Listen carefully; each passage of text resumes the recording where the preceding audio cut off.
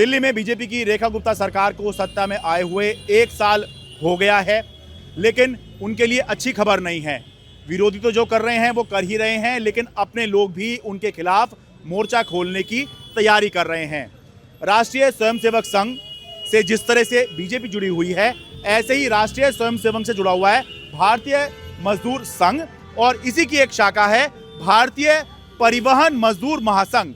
अब ये भारतीय परिवहन मजदूर महासंघ जो है, ये दिल्ली की रेखा गुप्ता सरकार के खिलाफ 27 फरवरी को बड़े धरने की तैयारी कर रहा है। इनकी मांग है कि बीजेपी ने सत्ता में आने से पहले वादा किया था कि सत्ता में आए तो सभी डीटीसी में काम कर रहे कॉन्ट्रैक्ट कर्मचारियों को पक्का करेंगे, लेकिन 1 साल का समय हो गया है, अभी तक ये वादा पूरा नहीं हुआ। ये वादा तो छोड़िए, समान काम समान वेतन का वादा भी अभी तक पूरा नहीं हुआ है।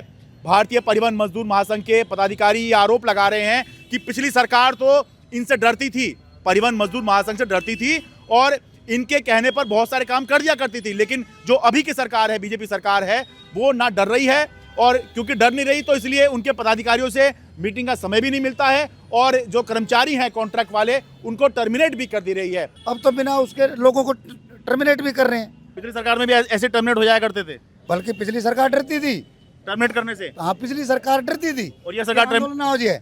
और हमारी दिल्ली की सरकार का हमारे बारे में पूछ ही नहीं रही। हमारे अध्यक्ष महामंत्री जाते हैं, एमडी टाइम नहीं देता उनको, ऑफिशियल बैठक नहीं देता। अच्छा। तो हमें तो उस समय हमारी बैठकें हुई हैं केजरीवाल के समय में, वो डरती थी हमारे से कि ये हमारे खिलाफ आंदोलन कर देंगे, हमें बीजेपी का कहते थे वो।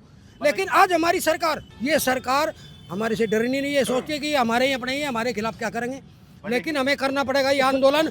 इसलिए ये जो कर्मचारी हैं भारतीय परिवहन मजदूर महासंघ के बैनर तले, इनमें गुस्सा है, और इसीलिए 27 फरवरी को डीटीसी हेडक्वार्टर पर बड़े धरने प्रदर्शन की तैयारी की जा रही है।